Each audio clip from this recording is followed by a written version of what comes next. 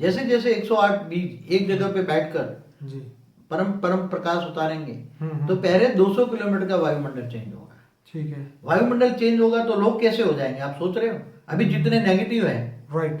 केवल मनुष्य नहीं, हाँ हाँ हाँ। 200 किलोमीटर के रेंज में रहने वाली समझो कि 700 खरब भूत प्रेत आत्माएं। कितनी? 700 खरब। खरब भूत प्रेत आत्माएं। मनुष्य तो कुछ भी नहीं है, मतलब मनुष्य से भी 100 गुने ज्यादा। अरे 1000 10,000 गुनी। चलिए 10। क्योंकि एक भूत 200 किलोमीटर लेस में कितने रहते होंगे? हाँ वो तो आप बेहिसाब आत्माएं। Right. मैं जब समाधि अवस्था में जाता हूँ तो सब कुछ देखता हूँ, ठीक है। बहुत है।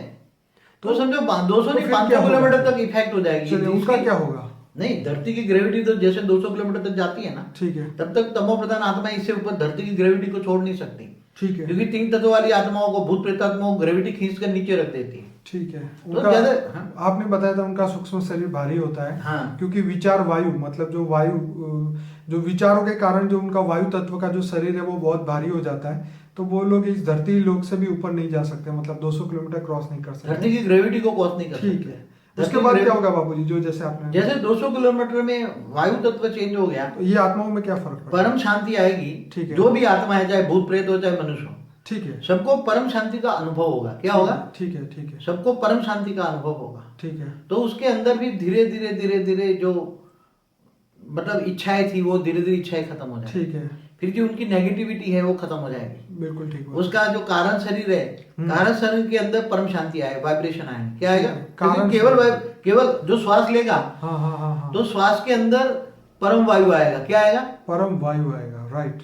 परम वायु तत्व आएगा। क्या आएगा? परम शांति। और परम वायु के अंदर परम शांति है। राइट। तो उसका प्राणमय शरीर, जो तो प्राणमय बाबूजी शरीर, जो भूत आत्मा है, प्रेतात्मा है, वो भी श्वास लेती है? वो तो हल्का सा श्वास, तो वायु तत्व तो है ना उसके अंदर। हाँ, उनका शरीर तो वायु का है। हाँ, तो भले श्वास नहीं लेती हो क्योंकि उसको श्वास लेने की जरूरत नहीं है। हाँ हाँ हाँ। मगर वो डायरेक्ट उसका जो वायु तत्व का जो शरीर है, हाँ हाँ, तो वायुमंडल से डायरेक्ट इफेक्ट तो करेगी ना उसको। Definitely तो उसको वायु तत्व का जो शरीर है वो भी परम वायु तत्व में परिवर्तन हो जाएगा ना। ठीक है। तो परम वायु जो उसकी बॉडी के अंदर परम वायु जाएगा। राइट। तो अब परम वायु के अंदर परम अग्नि भी है।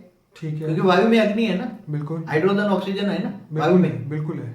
तो H2O का जो कॉम्बिनेशन जो जल तत्व है, जी। मनुष्य आत्माओं में जल तत्व है, ठीक भूत है। प्रेत में नहीं है। ठीक है। इसलिए भूत प्रेत जल्दी सुधर जाएंगे। क्या? अरे वाह, ये तो बड़ी खुश खबर है ये तो। हाँ, भूत प्रेत जल्दी सुधर जाएंगे। ठीक है। क्यों? क्योंकि उसका सीधी वायुमंडल की इफेक्ट सीधी वायु तत्व को अटैक करेगी। राइट। क्योंकि वायुमंडल से सीधी वायु तत्व को खींचेंगे। हाँ हाँ हाँ। तो जो परम वायु है, राइट। और परम शांति की, परम वायु के अंदर परम शांति है, वो आए, वो तुरंत भूत प्रेतात्माओं, नेगेटिव आत्माओं को, 3 तत्वों की जगत की आत्माओं को तुरंत वायु तत्व इफेक्ट करेगा। ठीक है। और उसको वायु तत्व परम वायु हो गया तो उसकी आत्मा में सूक्ष्म शरीर चार्ज हो गया, परम वायु का हो गया, परम शांति आ गई तो उसकी आत्मा में परम शांति आएगी।